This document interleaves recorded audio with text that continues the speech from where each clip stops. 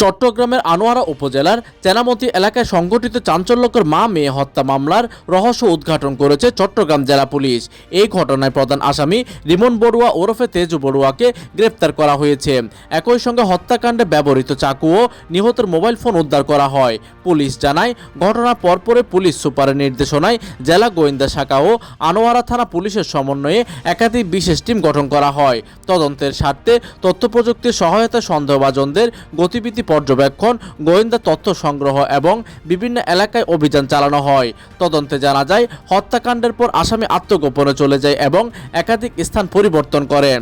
দীর্ঘ অনুসন্ধান, গোয়েন্দা তথ্য বিশ্লেষণ এবং প্রযুক্তিগত সহায়তায় গত রাতে পটিয়া থানা এলাকা থেকে তাকে গ্রেফতার করা হয়। প্রাথমিক জিজ্ঞাসাবাদে আসামি হত্যাকাণ্ডে জড়িত থাকার কথা স্বীকার করে। প্রতিনিধির তথ্য ও পাঠানো চিত্রে ডেস্ক নিউজ, দিগন্তের বার্তা 24, চট্টগ্রাম।